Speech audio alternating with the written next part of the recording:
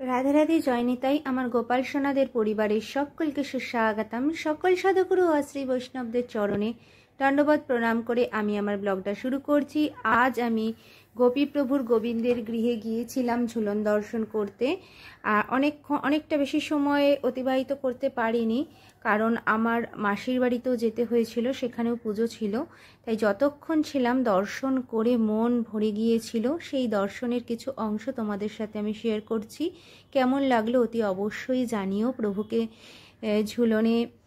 ঝুলন দোলায় ঝুলতে দেখে তোমাদের কেমন লাগলো সেটা সকলকে দর্শন করারও সুযোগ করে দিও। রাধে রাধে জয়নিতাই, সাথে থেকো, পাশে থেকো, লাইক কমেন্ট শেয়ার করতে একদম ভুলো না যেন।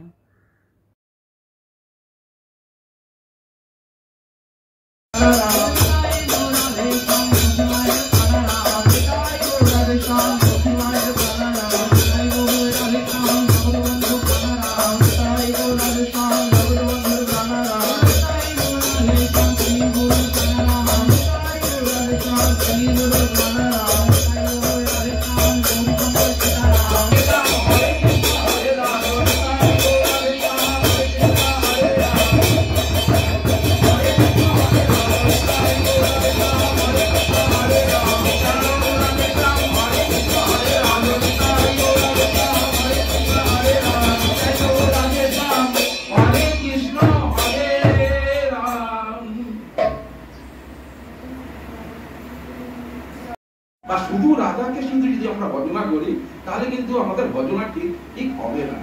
আমরা যখনই যুগলকে একসঙ্গে ভজনা করব তখন আমাদের যে ভজন, সেই ভজন ঠিক পথে আমরা এগোতে পারি। তাই উনি যে পথটা রচনা করছেন সেই পথটি কিন্তু বলছি, রাধা কৃষ্ণ প্রাণ মোর যুগল কিশোর জীবনে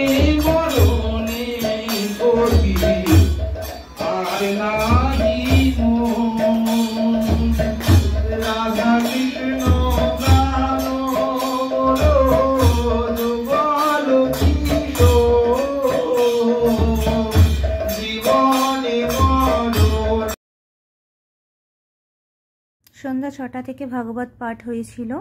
আমরা একটু পরেই গিয়েছিলাম, তাই নাম অনন্ত প্রভুর নাম শ্রবণ করেছি, দর্শন করেছি। আমি মা সোনা চলে গিয়েছিলাম দর্শন করতে।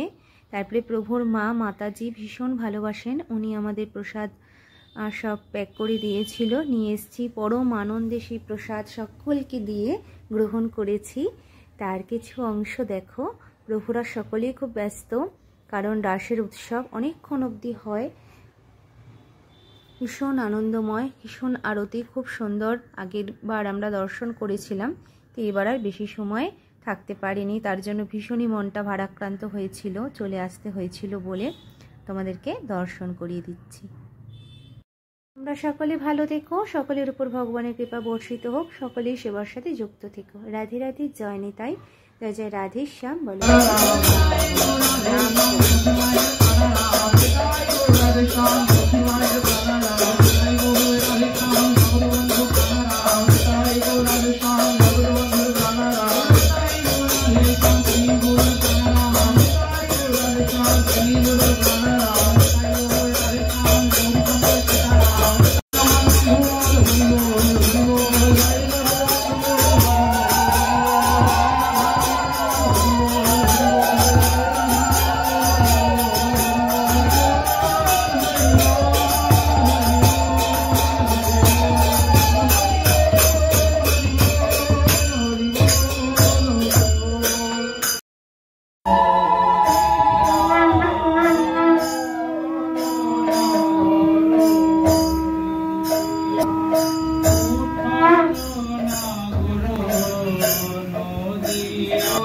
Oh,